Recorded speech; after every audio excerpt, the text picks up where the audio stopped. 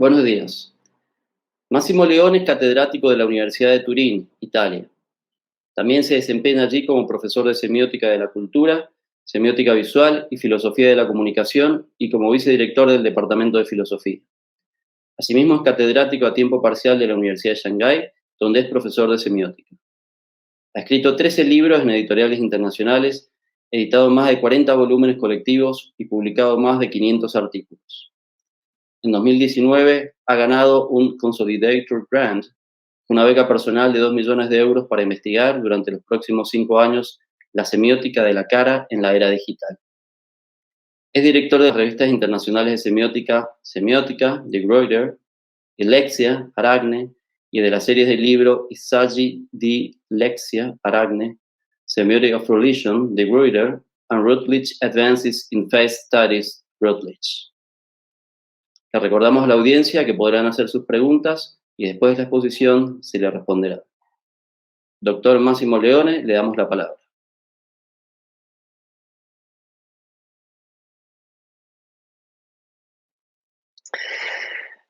Buenos días a todas y a todos y muchísimas gracias por invitarme a abrir este evento excepcional, este congreso maravilloso, aunque sea de esta forma virtual.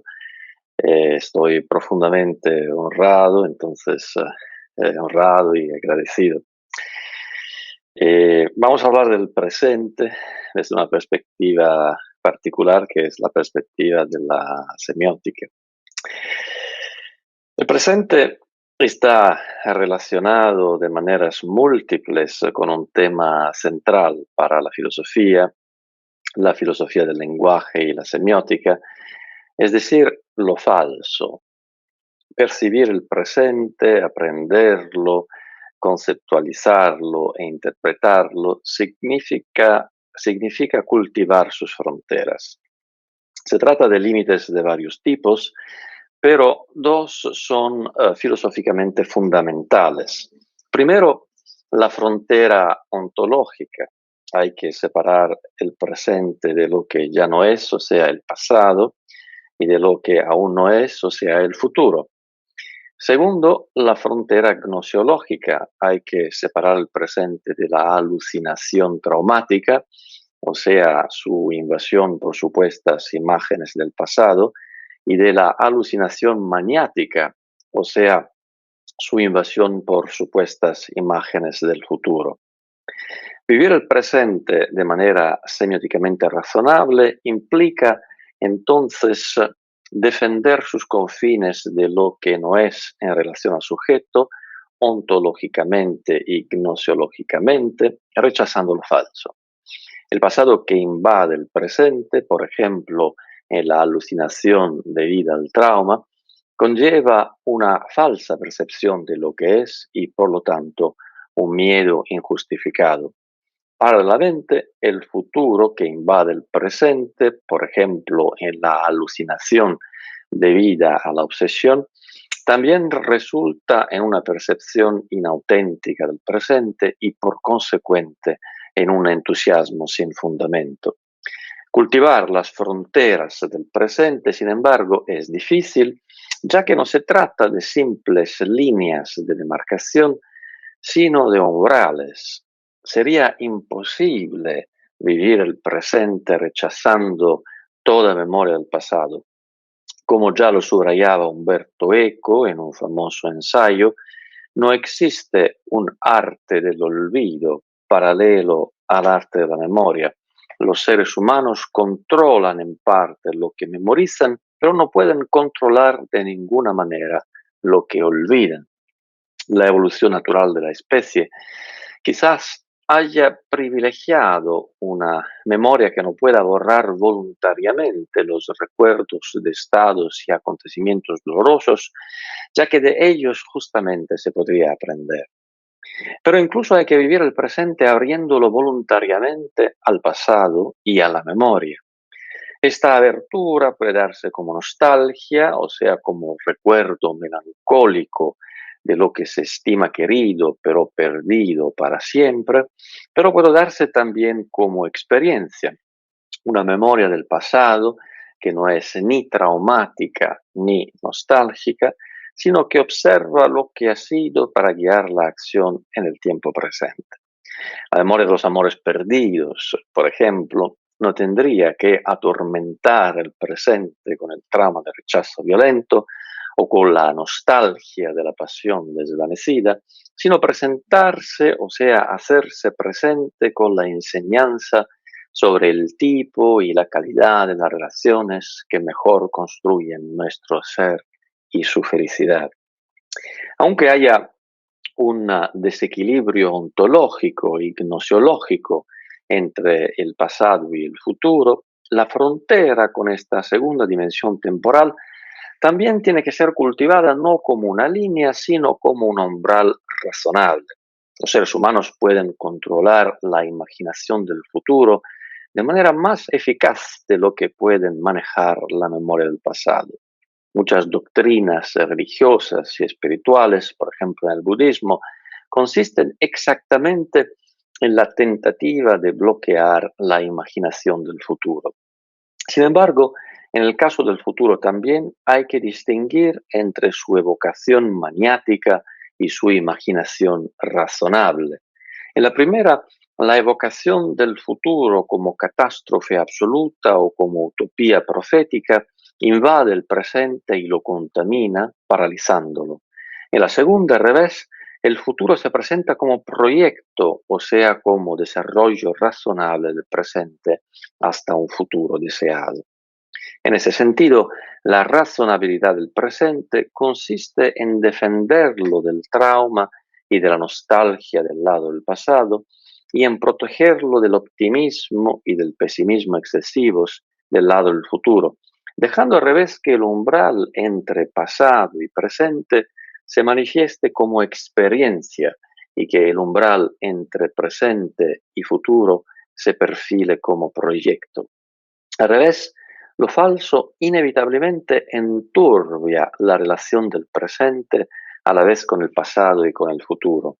Una memoria traumatizada que exagere la presencia del pasado en el presente produce representaciones desviantes de lo que es, conduciendo a menudo a la parálisis o a la acción irrazonable. De manera análoga, una imaginación exaltada que exagere la presencia del futuro en el presente también produce representaciones mórbidas de lo que es, conllevando pensamientos y comportamientos igualmente irrazonables. Por lo tanto, el nivel de la psicología, al nivel de la psicología individual como al de la psicología social, defender la dignidad del presente implica protegerlo de lo falso que emerge como proyección hacia el presente, o sea desde el pasado, o sea desde el futuro. Durante la pandemia de COVID-19, por ejemplo, los mayores periódicos internacionales, por lo menos en sus versiones online, no han defendido el presente y su percepción por los lectores, sino han descaradamente especulado sobre su invasión desde el pasado y desde el futuro. Por un lado, han evocado escenarios catastróficos de épocas remotas, adoptando en muchos casos la metáfora traumática de la guerra. Por el otro lado, han dibujado un porvenir horroroso con la amenaza imaginaria de virus invencibles, variantes letales y hospitales colapsados. La reacción a esta invasión irrazonable del presente por una memoria y una imaginación catastróficas, por la ilusión del déjà vu bélico y por la fantasía del cinema catastrofista, ha consistido a menudo en una reacción opuesta, pero igualmente irrazonable, donde lo falso se ha manifestado no como proyección distópica, sino como optimismo irresponsable. La pandemia, se ha llegado a pensar, no era peor que las gripes cíclicas del pasado y nada ocurriría en el futuro comportándose como si el virus no existiera. Lo falso es un tema clave en varios campos de investigación. En las ciencias naturales, que se ocupan de lo falso intencional, la metodología y la investigación deben identificarlo con el fin de obtener un conocimiento veraz de la realidad. En las humanidades, donde lo falso es la contrapartida de la autenticidad, la sombra amenazante del pensamiento occidental desde su inicio. La humanidad debe buscar lo que es verdad, evitar la falsedad, atesorar lo auténtico y estigmatizar la falsificación. Las doctrinas éticas y las religiones también enfatizan lo pernicioso de la falsedad y la peligrosidad de la falsificación para la cohesión y la armonía sociales. Las mentiras, es decir, las representaciones intencionalmente falsas, pero de alguna manera creíbles de la realidad, deben mantenerse al margen de la vida social. Sin embargo, la posibilidad de representar a través del lenguaje no solo lo que es, sino también lo que no es un rasgo consustancial de la cognición humana. Los seres humanos están dotados de una capacidad única para crear y utilizar simulacros mendaces del mundo, incluido el mundo interior e invisible de sus emociones. Después de todo, la capacidad humana para crear representaciones ficticias, creíbles de la realidad, es paralela a la habilidad de crear realidades ficticias creíbles en las artes. A lo largo de la historia, en todas las culturas, por lo tanto, las comunidades humanas han dedicado una inmensa cantidad de sus energías al tema social central de manejar lo falso. Los filósofos han tratado de definir lo falso, estigmatizándolo en la mayoría de las escuelas de pensamiento, pero también jugando con él en algunos casos, de los sofistas a la casuística católica, de Nietzsche a Derrida y la deconstrucción. Los líderes éticos y religiosos han subrayado el peligro social de la mentira sistemática. Los escritores y artistas han refinado al máximo la retórica de la narración y la representación de ficción. Los científicos han ideado métodos y procedimientos para reconocer la falsedad y corroborar la verdad. Los investigadores sociales han tratado de entender las motivaciones, el procesamiento y los efectos de la falsedad. Los pensadores políticos y los juristas han buscado las mejores estrategias para limitar y controlar la propagación de la falsedad en las relaciones sociales. Sin embargo, existe una sola disciplina, tanto en las ciencias naturales como en las humanidades, para la que lo falso es el principal objeto de investigación. Esa disciplina es la semiótica, la ciencia de la significación y de la comunicación. Umberto Eco, uno de sus padres fundadores, la definió en su Tratado de Semiótica General de 1975 como la disciplina que estudia todo lo que se puede utilizar para mentir, proponiendo de hecho una equivalencia teórica entre el reino del sentido y el de lo falso. Donde hay el primero, se da la posibilidad del segundo, y donde hay el segundo, se da la posibilidad del primero. Pensar el presente en relación a lo falso toma esta definición como punto de partida.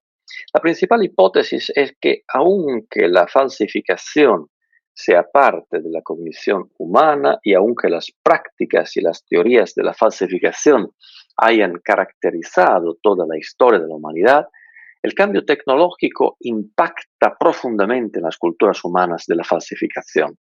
El arte rupestre en Lascaux y en otros sitios prehistóricos del mundo ya es una especie de representación ficticia. El hombre paleolítico ya los adornaría con imágenes idealizadoras de animales salvajes. Sin embargo, el visitante contemporáneo ahora puede explorar un museo en Dordoña que es una réplica exacta del sitio auténtico sin diferencias perceptibles. El escaneo digital 3D y otras tecnologías avanzadas permitieron la construcción de una falsificación que se puede experimentar como auténtica. A los visitantes se les dice que es una réplica, por supuesto. Sin embargo, en un número cada vez mayor de circunstancias, los individuos actuales interactúan con las falsificaciones sin saber que lo son y sin tener la oportunidad de distinguir la realidad de la ficción, la verdad de la impostura. Las técnicas para la producción de una ilusión de realidad y veracidad también tienen una larga historia. Pinturas trampantojo extraordinariamente eficaces, por ejemplo, son bastante comunes en la historia del arte occidental, y así es la fabricación de réplicas engañosas. A lo largo de la historia del arte occidental, una abundante elaboración de lo falso se ha desarrollado en paralelo con la elaboración igualmente abundante de métodos para desenmascarar la falsificación. Por ejemplo, el método ideado por el experto en arte Giovanni Morelli. Sin embargo, una lectura semiótica de esta historia propone que los avances tecnológicos modifican el circuito entre la producción y el reconocimiento de lo falso. Por ejemplo, Apple actualmente invierte enormes recursos para proteger los dispositivos de reconocimiento facial de sus teléfonos y computadoras contra cualquier falsificación. Al mismo tiempo, grupos de piratas informáticos intentan constantemente superar estos sistemas de seguridad. Lo que cambia en relación con el pasado es que ahora esta carrera entre falsificadores y cazadores de lo falso es extremadamente rápida, superando más y más las habilidades de la mayoría de los usuarios actuales de la tecnología. Los avances tecnológicos actuales permiten que lo falso sea más y más realista, trascendiendo las habilidades comunes para su detección y produciendo y haciéndolo circular con una velocidad sin precedentes, fuera del alcance de lo que no están especializados en la comprobación de los hechos. Las nuevas tecnologías digitales para la producción de lo falso, desde la falsificación profunda hasta las máscaras impresas en 3D, desde los hologramas dotados de inteligencia artificial hasta los trolls algorítmicos y otros pseudo usuarios, junto con las nuevas tecnologías digitales para la circulación de lo falso, todo tipo de redes sociales, están empujando peligrosamente al mundo hacia un caos epistémico y social que el pensamiento occidental durante siglos ha visto como una amenazante consecuencia de la falsificación y de la mentira. Estas nuevas tecnologías de la falsificación, de hecho, se pueden utilizar para promover la formación de comunidades cuyos pensamientos, emociones y acciones son manipuladas a través de la rápida creación y de la difusión frenética de representaciones digitales del mundo, al mismo tiempo muy creíbles y totalmente falsas, o sea, no correspondientes a su ontología. Eso puede conducir al peligro de una sociedad crédula e impresionable, así como al peligro opuesto de una colectividad hiperescéptica y cínica, a la aquiescencia política, así como a la polarización social extrema. Como resultado de la preocupante propagación de lo falso digital, una nueva área de investigación ha surgido en el cruce de varias ciencias sociales y humanas. Es el área que indaga sobre dos palabras clave de la última década, es decir, fake news, noticias falsas, y post-truth, posverdad. La literatura sobre esta área es abundante en varios idiomas. Varios estudios recientes se concentran en el uso ideológico o político de las noticias falsas, también con referencia a contextos geopolíticos específicos, en su producción digital, con especial énfasis en el periodismo, sobre su difusión viral, especialmente a través de las redes sociales, sobre posibles métodos de contraataque, sobre el papel de la falsificación en dominios particularmente sensibles como la educación, la comida, la historia, la medicina y las ciencias. El tema filosófico de la posverdad también ha sido abordado por varios estudiosos desde el punto de vista de la filosofía de la comunicación, la filosofía moral, la ontología, el pensamiento interdisciplinario, así como a través de enfoques relativistas sobre el tema de la falsificación genuina. Por ejemplo, el estudio de Pine de 2019, que se concentra en falsificaciones de arte, fósiles falsos, documentales sobre naturaleza, sabores sintéticos, exhibiciones de museos, códices mayas y réplicas del Paleolítico. Las perspectivas históricas también han florecido, buscando matizar la novedad del fenómeno, enfocándose en la Edad Media, en el periodo moderno temprano, sobre los nazis, en la historia de Estados Unidos, en la historia occidental, etc.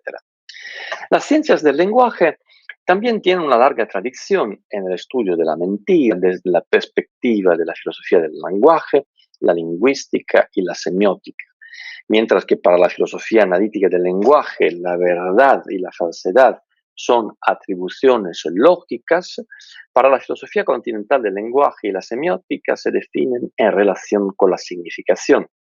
Todos los padres fundadores de la semiótica han abordado el tema. Charles Sanders Peirce en la tradición estadounidense.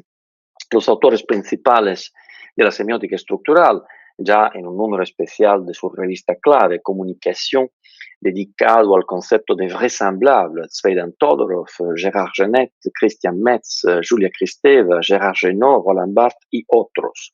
Baudrillard volvió a hablar sobre el tema más recientemente, una mesa redonda sobre posvérité y democracia, posverdad y democracia, fue organizada por Jacques Fonteny durante el Congreso 2019 de la Asociación Francesa de Semiótica en Lyon. Umberto Eco escribió extensamente sobre la falsificación, dirigió un número especial de la revista Semiótica Versus sobre Fakes, Identity and the Real Thing, con ensayos de Eco, Prieto, Calabrese y otros, y también trató con el tema en numerosos ensayos y novelas, El péndulo de Foucault, El cementerio de Praga, Número Cero. Yuri Lotman abordó en varias ocasiones el tema de lo falso y de la falsificación. A pesar de la abundancia y de la variedad de trabajos académicos que se ocupan de lo falso, de la falsedad y de la falsificación, la literatura existente muestra algunas lagunas importantes. Primero, la falta de interdefinición. Los estudiosos utilizan términos abstractos como falsedad, falso, falsificación, así como noticias falsas, posverdad, falso profundo, de formas variadas y a veces contradictorias. Es necesario, por lo tanto, un esfuerzo teórico y conceptual de categorización y clasificación semántica y pragmática. Segundo, la falta de interdisciplinariedad. Los temas de la construcción, circulación, difusión y potencial desacreditación de la falsificación se abordan desde varias perspectivas que, sin embargo, muchas veces no se complementan de manera constructiva. Tercero, la falta de cooperación entre las humanidades y las ciencias sociales, por un lado, y por el otro, las ciencias naturales y la ingeniería.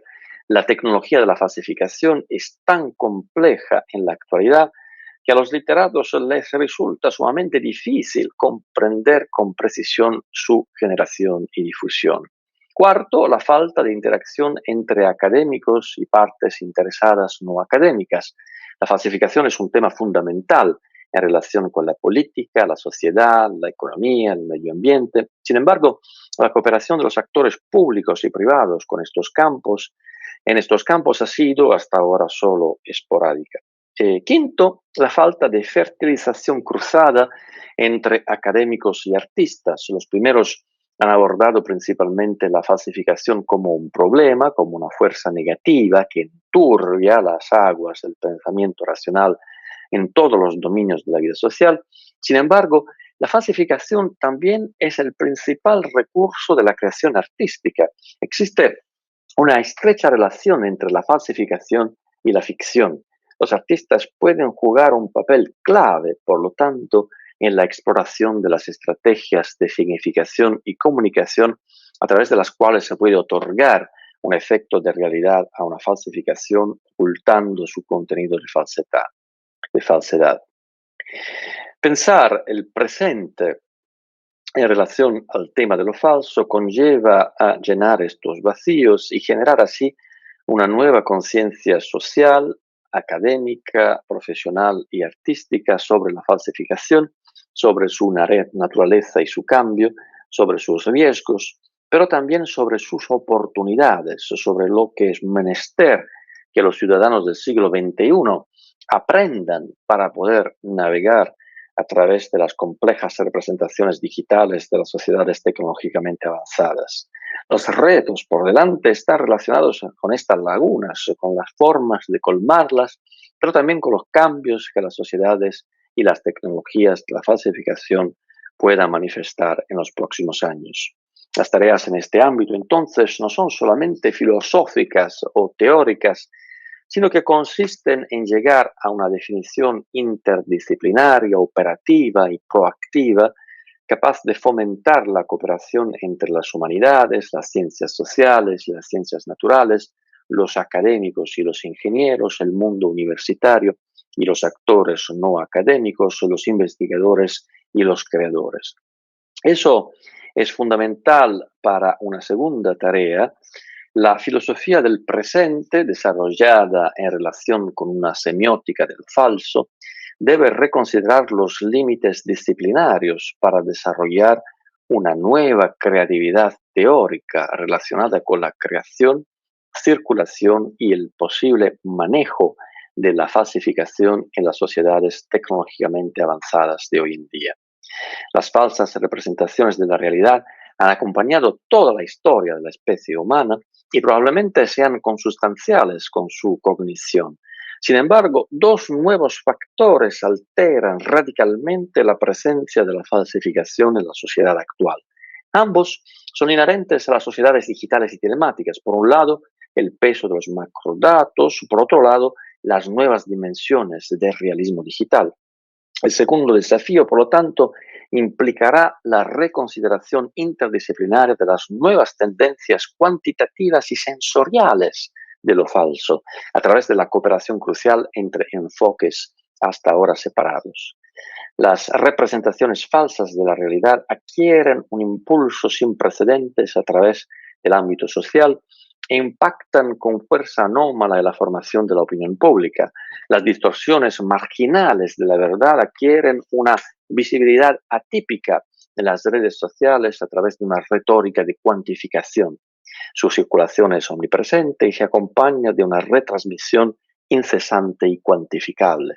Su difusión, además, está cada vez más impulsada por la adopción de una comunicación multimodal y multisensorial que explota el atractivo antropológico ancestral de las imágenes y de otros artefactos visuales, pero los mejora a través de una credibilidad digital inigualable. La investigación sobre este nuevo nivel de producción y circulación de falsificaciones en las sociedades digitales y en Internet transciende ahora, por lo tanto, el marco epistemológico y metodológico de las humanidades por sí solas. Para entender la falsificación hoy es fundamental comprender cómo las máquinas son cada vez más aptas para la fabricación, la difusión y la promoción de lo falso a través de procesos automáticos. Las noticias falsas, la posverdad, el trolling, etcétera, son de hecho inembargables sin una consideración profundamente interdisciplinaria para los algoritmos de lo falso, es decir, de los procesos y dispositivos computacionales que lo producen. El tercer desafío que aguarda una filosofía que adopte la semiótica para defender el presente de lo falso consistirá en el intento de tejer dos perspectivas generalmente divergentes y que se ignoran mutuamente. Por un lado, la reflexión académica sobre el surgimiento de lo falso en la reflexión teórica, la conversación social o la investigación científica. Por otro lado, la práctica tecnológica relativa al desarrollo de dispositivos y algoritmos involucrados en la producción y difusión de representaciones falsas. El objetivo detrás de esta tercera tarea es aumentar la conciencia entre los creadores de tecnología del impacto social de los avances digitales y promover la comprensión entre los investigadores del potencial de cambio de las nuevas tecnologías digitales, con la oportunidad prospectiva de no utilizarlas solo para crear tergiversaciones sociales, sino también, por el contrario, para contrarrestarlas y desacreditarlas, o incluso para generar nuevas ocasiones de reflexión filosófica, dando lugar a una realidad virtual que estimule los experimentos mentales. La sinergia entre la investigación teórica y aplicada es clave también en relación con el cuarto desafío. La falsificación no es solo un elemento de riesgo en la formación del sentido común, del conocimiento compartido y de la opinión pública, también a las bases de planes de acción y opciones pragmáticas. Las noticias falsas alientan a los ciudadanos a votar de acuerdo con una comprensión distorsionada de las sociedades. Los bots y otros algoritmos de trolling influyen en las relaciones internacionales e incluso pueden ser adoptados por agencias políticas disruptivas.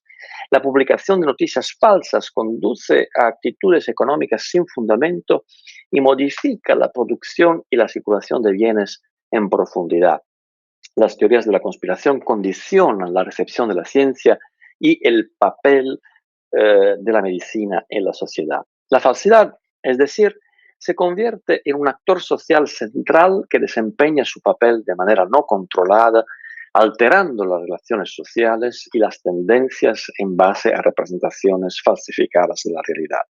Ante este escenario preocupante, el quinto desafío que debe afrontar una filosofía del presente es potenciar el diálogo y la cooperación entre académicos, científicos e ingenieros, por un lado, y por otro lado, los actores de la sociedad, la economía, la política, el derecho, la industria, los medios de comunicación, cuyo trabajo se ve afectado actualmente por la creciente presencia y agencia de la falsificación en la sociedad.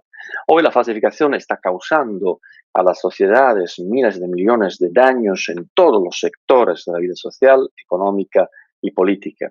Al mismo tiempo, también se está convirtiendo en una industria maligna para quienes desean beneficiarse de su difusión en la sociedad. La semiótica de lo falso tiene como objetivo reemplazar tan perniciosa industria de la falsificación por una que se beneficie, por el contrario, de la desacreditación de las falsas representaciones de la realidad. Esta operación, sin embargo, será imposible de realizar sin un conocimiento profundo de la gramática de las ficciones, es decir, las reglas no escritas a través de las cuales un falso simulacro se empodera con fuerza pragmática, o sea, con la capacidad de producir efectos en su ámbito cultural y social. Las reglas de esta gramática no son constantes, sino que varían a través de las épocas históricas, las culturas de lo falso y en función de las tecnologías que se utilizan para aplicar dichas reglas. Sin embargo, una gramática transcultural y transhistórica de lo falso existe, dando lugar a una antropología profunda de la falsificación. Aunque los académicos hayan investigado lo falso durante mucho tiempo, a menudo han descuidado un conocimiento profesional particular a propósito de este tema, conocimiento que es por lo tanto invaluable. De ahí que la quinta tarea de la semiótica de lo falso consistirá en promover una fecunda convivencia entre académicos y artistas, escritores, pintores, escultores y más recientemente también directores de cine y artistas digitales han practicado durante mucho tiempo el arte sutil de los simulacros de una manera magistral. Incluso sin ninguna conciencia formal de ello, han creado durante siglos ficciones perfectamente creíbles, ficciones dignas de confianza. Es necesario, por lo tanto, poner este arte de lo falso en diálogo con las ciencias de lo falso, con el objetivo de dar impulso a sociedades donde la creatividad pueda prosperar, también gracias a la nueva tecnología digital e Internet, pero sin engendrar un dominio de la falsedad sobre la verdad. En conclusión, una filosofía que piensa el presente a través de una semiótica de lo falso apoya entonces la fertilización cruzada y la sinergia entre disciplinas con las partes interesadas y con los artistas de todos los niveles, pero tiene que evitar el eclecticismo mediante el sólido marco metateórico de la semiótica. Diferentes ramas de esta disciplina estudian el lenguaje, la significación y la comunicación. Sin embargo, ninguna de ellas, más que la semiótica de Lotman y de la escuela de Moscú-Tartu, puede ofrecer una amplia y estimulante variedad de conceptos y teorías para describir la estructura de la cultura y estudiar su evolución. En la semiótica de Lotman, la noción de semiósfera es central. La producción, circulación y difusión del sentido en la sociedad se estudia como si la cultura fuera una biosfera de sentido, donde los textos y las representaciones surgen, se reproducen, proliferan y se difunden desde la periferia al centro del sistema, o por el contrario, menguan, se desplazan a los márgenes y caen en el olvido. La tecnología, en esta metáfora, representa la infraestructura de dispositivos y procesos, desde la escritura hasta los algoritmos, a través de los cuales se asegura la reproducción de la cultura como memoria no genética de la especie humana. La semiótica cultural actual, inspirada tanto por Lotman como por otras fuentes, adopta un enfoque sistémico sobre la cultura, pero no respalda perspectivas mecanicistas. La teoría de los memes y la sociobiología, de hecho, aunque sean relevantes, no tienen suficientemente en cuenta el papel de los sujetos y de su intencionalidad en la configuración de las trayectorias de sentido en la sociedad. La filosofía del presente abraza, en cambio, una epidemiología humanista de la cultura, la cual atesora modelos de difusión y contagio derivados de las ciencias naturales y de la biología, pero los matiza en consideración de la fuerza persuasiva específica de las representaciones y de los textos.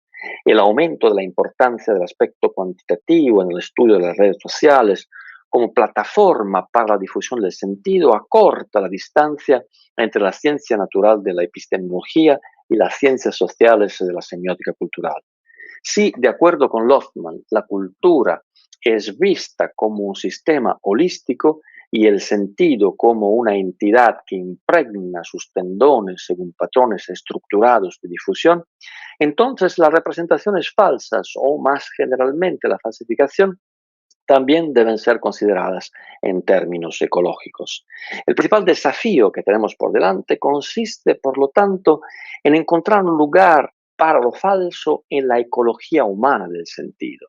Aparentemente una semiósfera sin falsificación sería ideal. Ese sentimiento está cada vez más presente en una época en la que, por el contrario, las representaciones distorsionadas de la realidad proliferan en todos los ámbitos de la vida pública y obstaculizan el correcto curso de las interacciones humanas, así como una experiencia razonable del presente, no amenazada por traumas, nostalgias, manías y obsesiones. La comparación con el marco epistemológico, sin embargo, sugiere un ángulo diferente. Mientras se redacta el texto de esta conferencia, el mundo entero está siendo golpeado por la difusión pandémica de un virus llamado COVID-19. Es natural y comprensible que en tales circunstancias la gente comience a soñar con un mundo sin virus. Sin embargo, es evidente para los especialistas en virología que a pesar de los avances en la medicina y en la industria farmacéutica, la expulsión de los virus del mundo no solo es imposible, sino que también es indeseable. Los virus, de hecho, han sido siempre parte del entorno natural, contribuyendo constantemente a su equilibrio ecológico. Lo que hay que desear entonces no es un mundo sin virus, sino un mundo en el que los humanos puedan coexistir con los virus en un equilibrio aceptable. Sin embargo, como lo señala la literatura científica en este campo, ese equilibrio que ha existido, que ha durado durante milenios, está siendo roto por los nuevos avances tecnológicos que otorgan a la especie humana una expansión sin precedentes por toda la biosfera. La propuesta teórica de esta conferencia es que lo falso sea el equivalente cultural de un virus. De hecho, durante la pandemia, muchos comentaristas han empezado a utilizar la palabra infodemia, es decir, la difusión descontrolada y desconcertante de una representación de la epidemia que no es confiable, imposible de determinar o descaradamente falsa. Sin embargo, soñar con un mundo sin falsificaciones, donde todas las representaciones falsas serían milagrosamente prohibidas por una ética superior del lenguaje, por el control político, por dispositivos tecnológicos, desde los sueros de la verdad hasta los polígrafos, desde las pruebas de CAPTCHA hasta la verificación automática de hechos, es tan poco realista como soñar con una naturaleza sin virus. Nadie lo entendió mejor que Jonathan Swift en el libro cuarto de los viajes de Gulliver, que describe la raza ficticia de los Whims, caballos inteligentes cuya perfecta racionalidad contrasta marcadamente con los modales bestiales de los humanoides yaús. Los Whims están dotados de una filosofía y sobre todo de un lenguaje completamente desprovistos de galimatías políticos y éticos. Su lenguaje, por ejemplo, no contiene ninguna palabra para mentira, de manera que para referirse a ella, los Whims deben usar un circunloquio, decir un pensamiento que no es. Eliminar toda imperfección del pensamiento y toda ambigüedad del lenguaje ha sido durante mucho tiempo un sueño humano. Umberto Eco y otros estudiosos han reconstruido y estudiado esta búsqueda de la lengua perfecta. Sin embargo, los lingüistas, semióticos y filósofos del lenguaje saben que los humanos son capaces de fingir porque son capaces de producir sentido. Solo una sociedad sin sentido eliminaría cualquier rastro de falsificación en el mundo. Sin embargo, aquí también la analogía con la falsificación y los virus entre pandemias e infodemias vuelve a ser útil. Los rápidos avances en la tecnología de la comunicación digital e Internet han ampliado el dominio de la falsificación y alterado su equilibrio con las áreas del sentido controlable y confiable. La filosofía del presente que aquí se propone extiende aún más la comparación entre la epidemiología y la difusión viral de la falsificación. Como sugiere la investigación científica, las pandemias más recientes son el resultado de un proceso biológico conocido como zoonosis. La expansión agresiva de la especie humana por todo el planeta conduce a un contacto atípico con otras especies animales que son huéspedes y vectores de virus, produciendo mayores oportunidades de desbordamiento a la especie humana. Mutatis mutandis, se podría decir que la proliferación de sentido a través de las nuevas tecnologías de comunicación digital e Internet también está produciendo un tipo particular de desbordamiento. Los dominios discursivos, que hasta ahora estaban separados, entran en estrecho contacto y se difuminan, lo que resulta en una semionosis, es decir, el paso de lo falso del dominio discursivo de la ficción al dominio de la interacción comunicativa no ficticia. Una nueva comprensión sistémica de la ecología de la falsificación en las sociedades tecnológicamente avanzadas de hoy en día solo se puede obtener a través de un enfoque igualmente sistémico que implique la cooperación entre ciencias y humanidades, con las partes interesadas y con los artistas.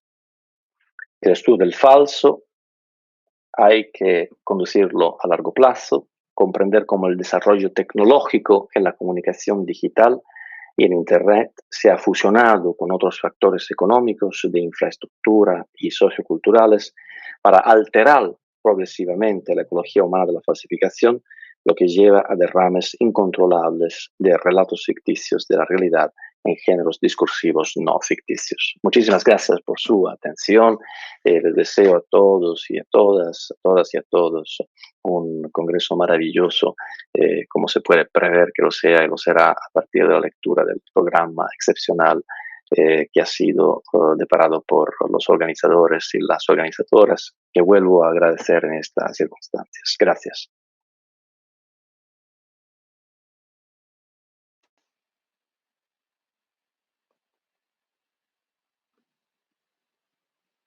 ¿Qué tal, profesor Máximo Leone? ¿Qué tal? Muy bien. Un placer estar aquí con vosotros y vosotras, con ustedes. Es un honor. Un honor para nosotros. Excelente conferencia, muchas gracias. Tenemos una pregunta.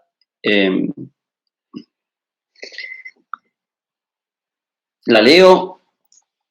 ¿Por qué prolifera la falsificación? ¿Es por ser consumidores pasivos de la información? ¿O hay una intencionalidad detrás del que consume, que quiere o necesita dicha falsedad? Bueno, muchísimas gracias por esta pregunta que me parece fundamental. Bueno, lo falso, la falsedad, la falsificación hacen parte de la antropología humana y quizás tengan sus raíces también en la antropología cognitiva de los seres humanos.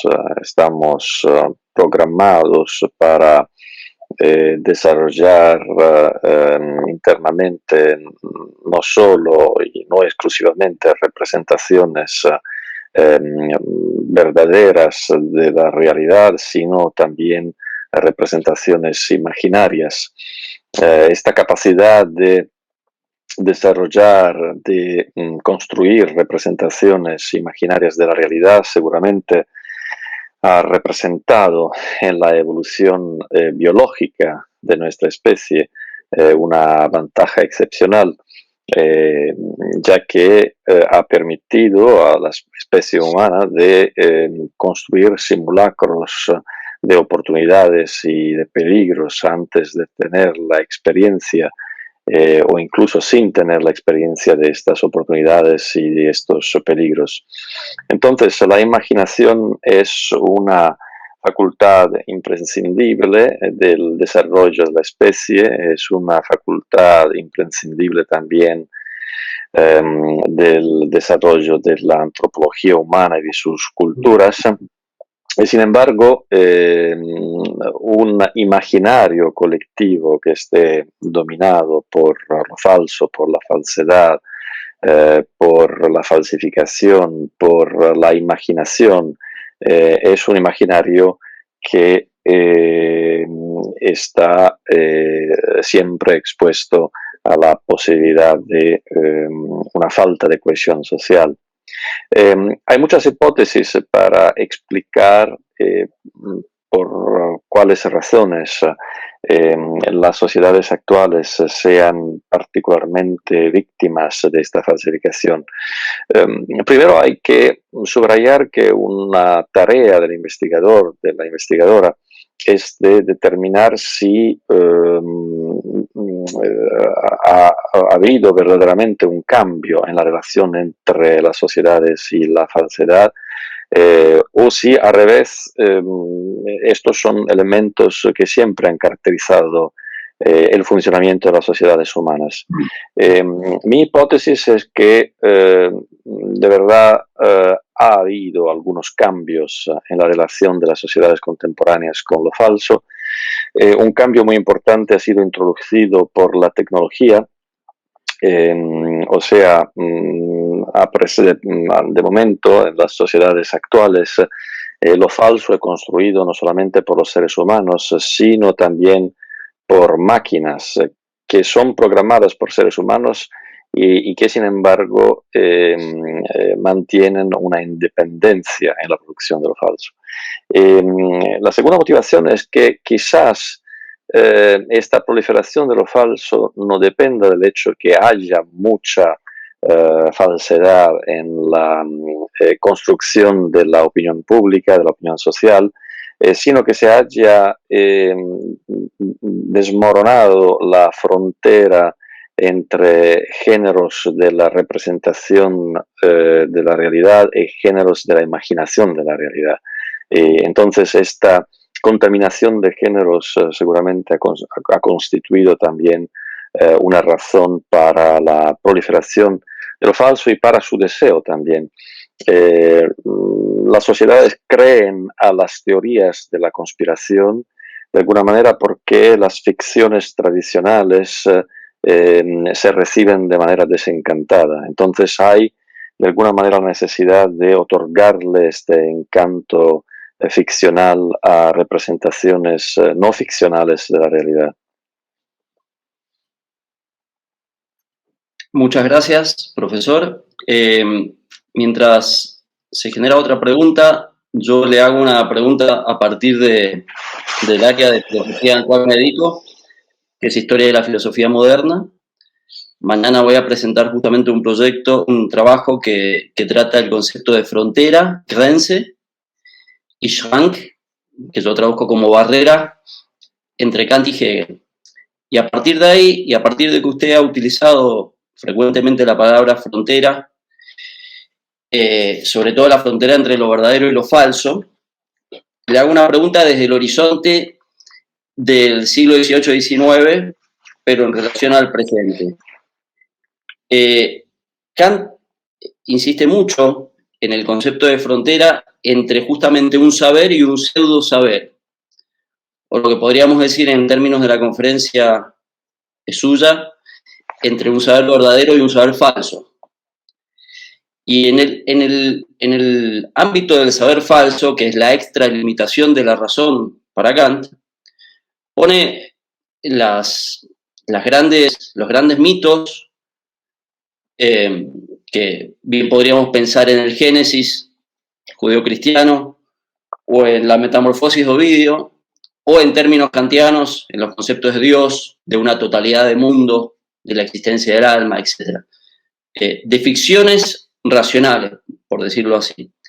Y él pone un límite muy duro, muy rígido, una barrera para la razón de que no puede traspasar el límite de la verdad, que es la verdad matemática, a la ficción racional, que es la metafísica.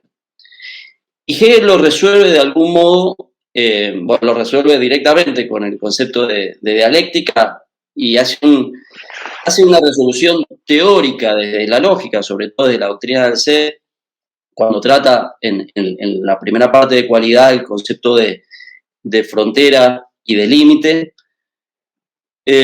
Básicamente, a partir de ese concepto de dialéctica de experiencia, permitiéndole a la razón trasvasar los límites de la verdad y usando la metáfora de Kant, volar. Kant dice como una paloma que quiere volar en el vacío, pero claro que al estar en el vacío se cae porque no tiene la resistencia del aire.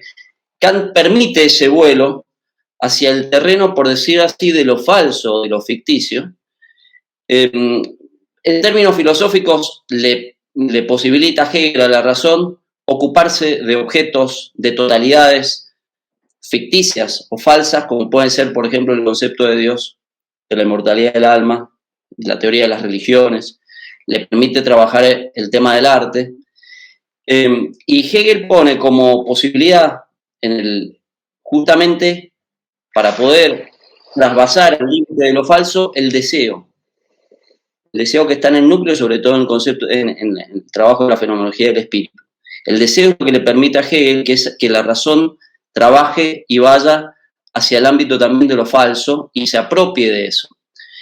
Bueno, ese es el marco en el cual quiero hacer mi pregunta.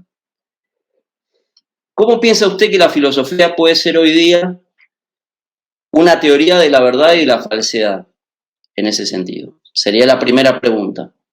¿Cómo puede ser hoy la filosofía una teoría de la verdad y de la falsedad? Usted lo ha dicho ampliamente en la conferencia, pero quizás quisiera una frase de resumen.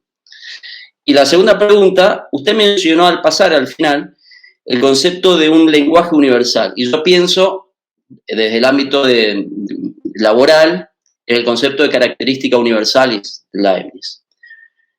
¿De qué modo usted piensa que un lenguaje universal que no es el inglés, sino el lenguaje computacional, la programación, el código informático, de qué modo ese lenguaje puede de algún modo trabajar en este límite entre lo verdad y lo falso y de algún modo servir, no quizás con el uso dogmático de Kant, pero sí con algún modo de uso legislativo para evitar eso que usted describe, la industria maligna de la falsificación, que en realidad son códigos, algoritmos, pero esos algoritmos no saben que son falsos, simplemente son matemáticos. El uso que se hace de ellos es esta industria de la falsedad. Entonces, esa sería la segunda pregunta. Este lenguaje universal y esta característica universal es que ciertamente se puede ver en el código matemático de programación de los algoritmos. ¿Cómo se podría de algún modo fiscalizar o autofiscalizar, o si es necesario sacarlo del ámbito matemático en el cual se encuentra instalado y llevarlo a un plano de moralidad? Muchas gracias.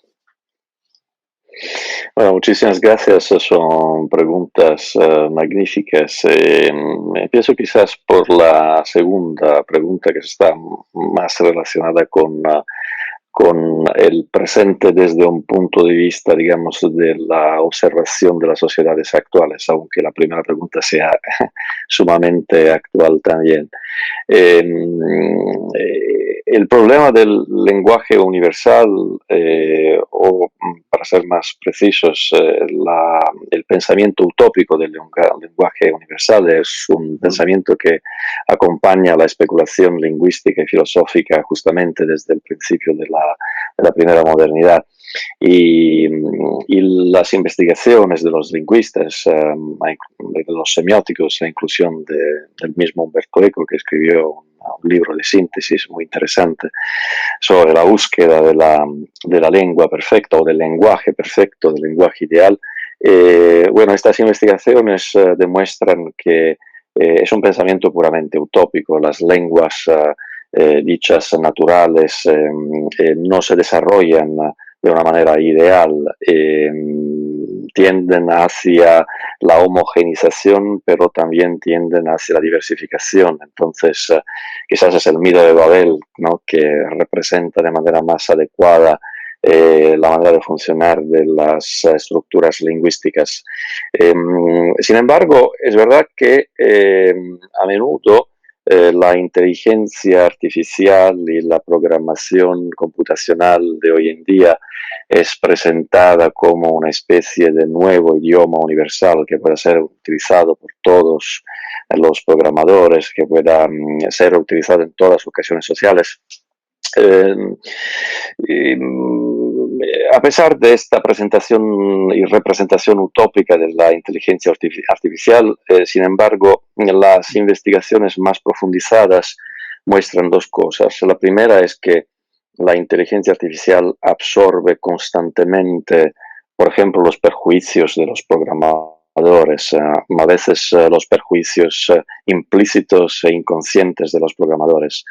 Entonces, la inteligencia artificial puede ser tan torpe como la inteligencia natural desde el punto de vista moral. El segundo elemento es que se desarrollan también unos estilos de programación.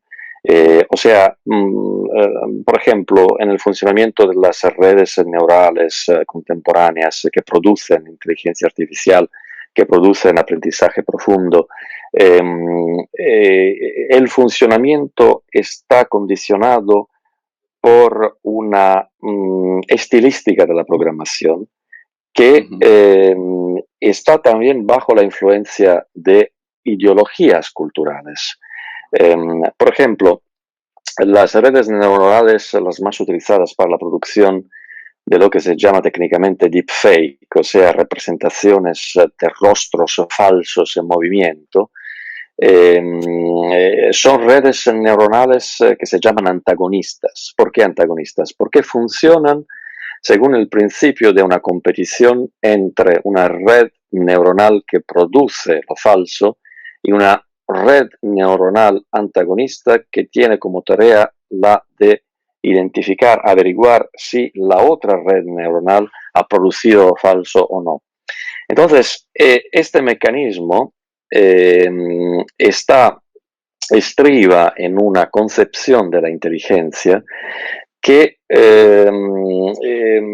esencialmente está caracterizada como competición. Es una ideología que caracteriza todo el desarrollo contemporáneo de la inteligencia artificial como juego de ajedrez, como oposición entre dos inteligencias que compiten la una contra la otra, y también en la producción de lo falso. Pero otras ideas de inteligencia son posibles, otras ideologías de la producción de la inteligencia artificial son posibles. Por ejemplo, los seres humanos no siempre compiten entre sí con sus inteligencias. Este es un desarrollo que está muy relacionado también a un sistema de pensamiento que ve el ser humano siempre en competición contra otros seres humanos. Pero también las inteligencias humanas pueden cooperar, por ejemplo, pueden tener un objetivo común.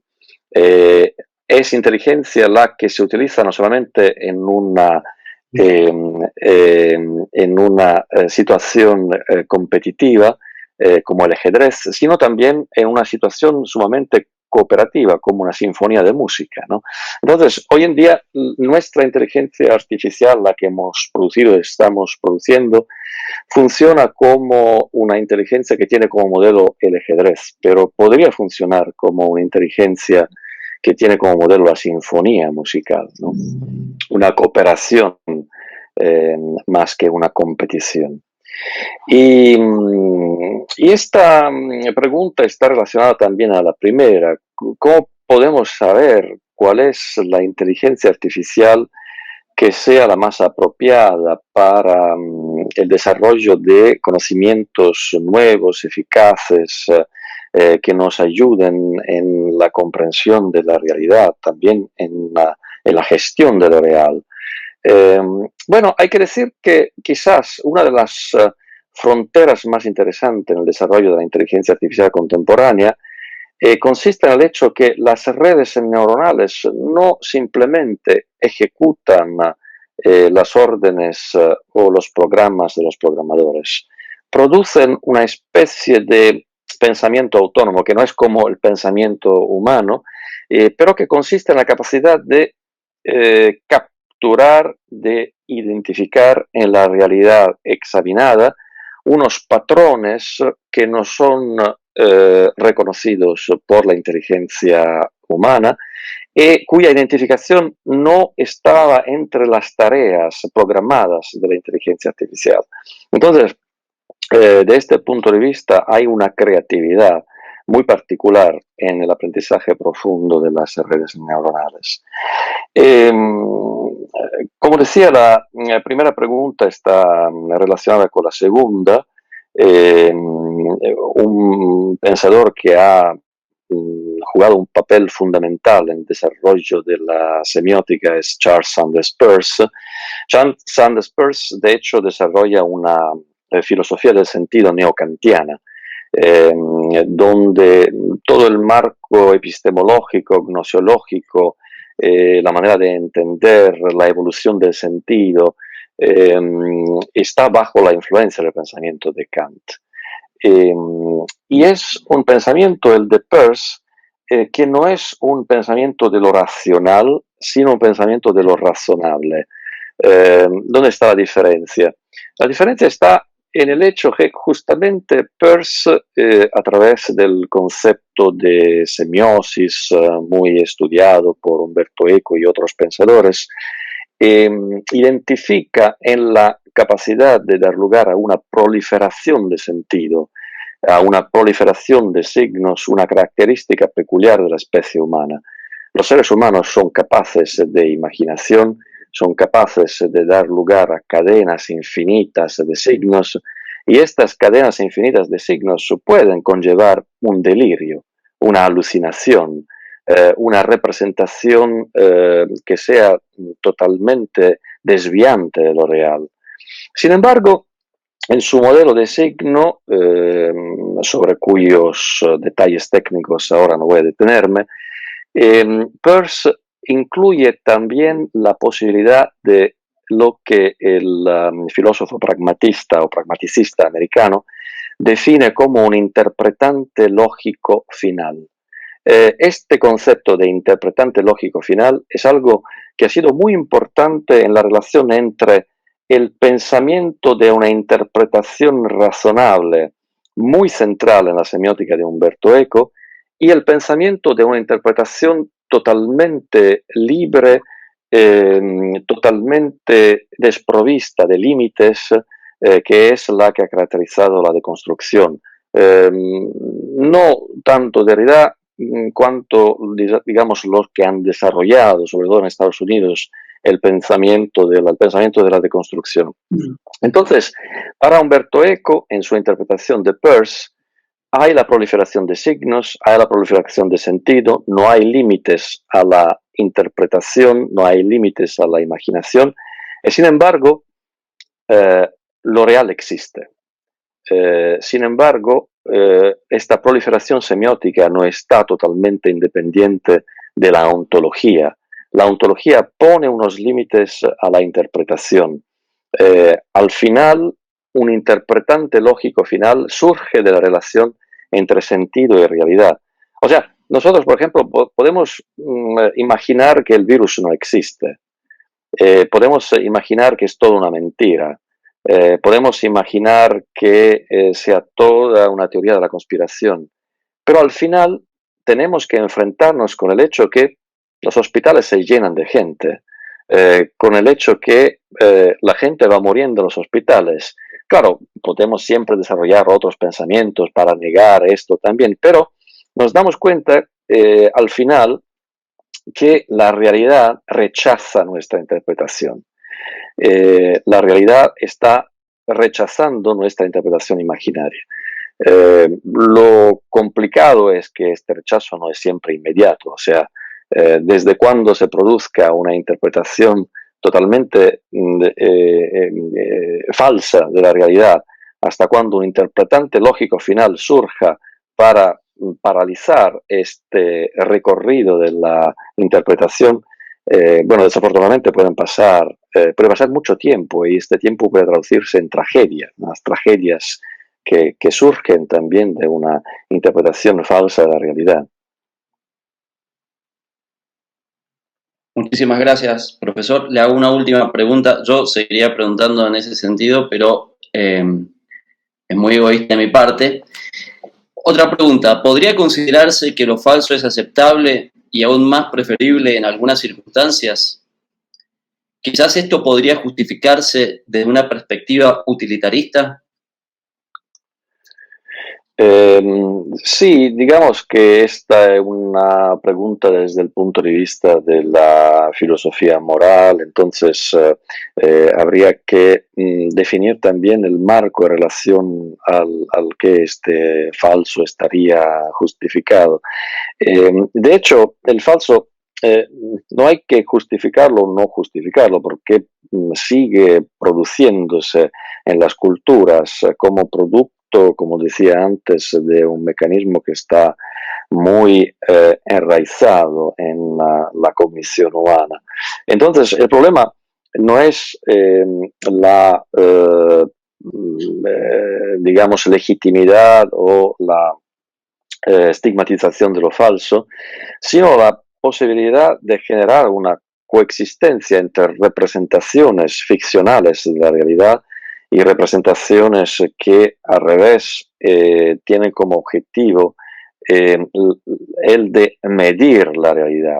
Entonces es el equilibrio entre, digamos, el hecho de contar y el hecho de racontar, entre el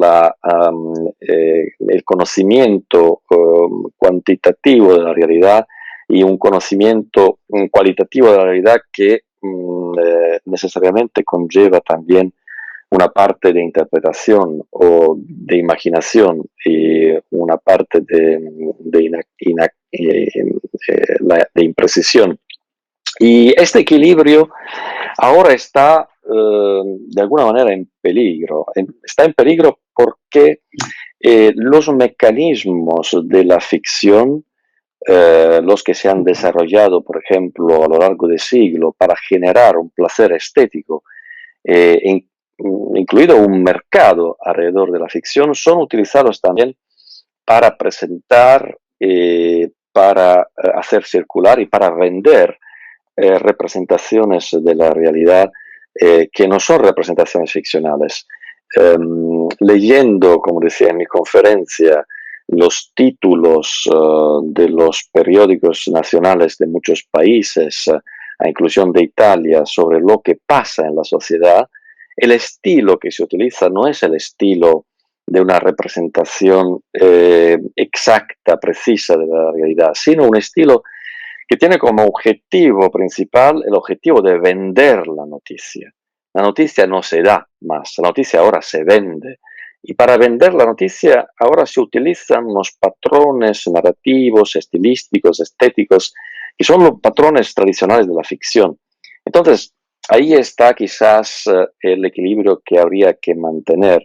Las representaciones de la realidad no hay que venderlas, hay que ofrecerlas. Muchas gracias. Me indican que van a continuar las otras conferencias. De todos modos, invitamos a los que han hecho más preguntas en lo posible que usted le pueda responder, a contactarse vía email y hacerle preguntas. Yo en lo particular estoy leyendo de modo privado Una historia de la fealdad de Umberto Eco, porque de algún modo me interesa cómo si los famosos trascendentales de la historia de la metafísica, hay una relación entre verdad ontológica y belleza, cómo Umberto Eco puede llegar a explorar lo que yo llamo los antitrascendentales de la posmodernidad.